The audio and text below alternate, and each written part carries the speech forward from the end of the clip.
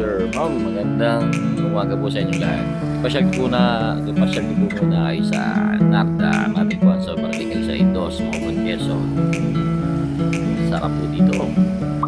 Pagdating niyo po ng Mauban, matatagpuan niyo po dito yung landmark ng Niyog. Yan po, yan ang first landmark. Yung may arko.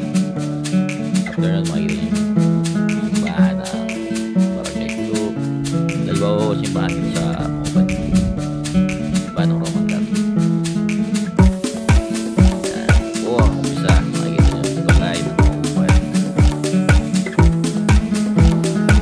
Tayo pumunta na natin ang palengke mo. Dahil siyempre, ating makakainin palit na.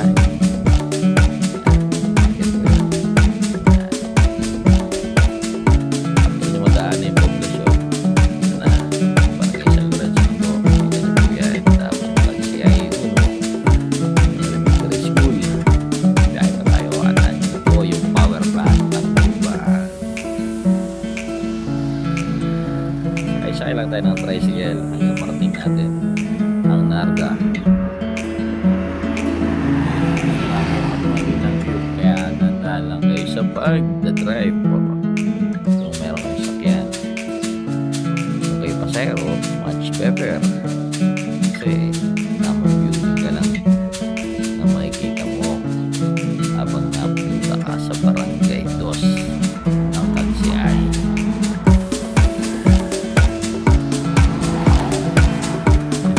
Tulay, bali tatlong tulay yan.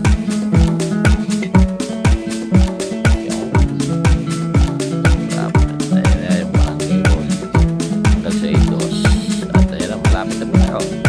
Ayan na po yung entrance ng Narda. May pathway po tayong madadaanan dyan na mga bahay-bahay. At nandyan na yung ilog eh. Nasa tabi na yung ilog dyan. Nakal lang tayo ng pwestuhan dyan na mas maganda. Ayan na po. Narda. Tanggal init sa tag-init. Magbubad sa ilog. Medyo marami-rami naman yung dala rin ng mga pagkain namin. Solved na po yan sa maghapon. Malis kami ng alas 6.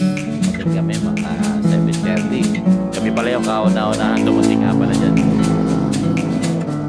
Nakala namin pinangalin na namin. Kami pala yung kauna-unahan dumating dyan. Ang cottage po dyan ay 400 pesos. Pero ang pinili namin yung nakatapisaw yung paa sa tubig. At mas mura naman doon, 200 pesos lang. Lasa. Sarap. Sarap po ba? Ito sininame silang ipang-ihaw.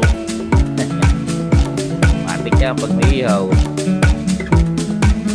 May alak. Oh, sarap. Ay, Gawa mo sa mga bata. yan. Lagi kuha mo dito sa video eh. Kumamot pa. Pero okay naman pag nakunan.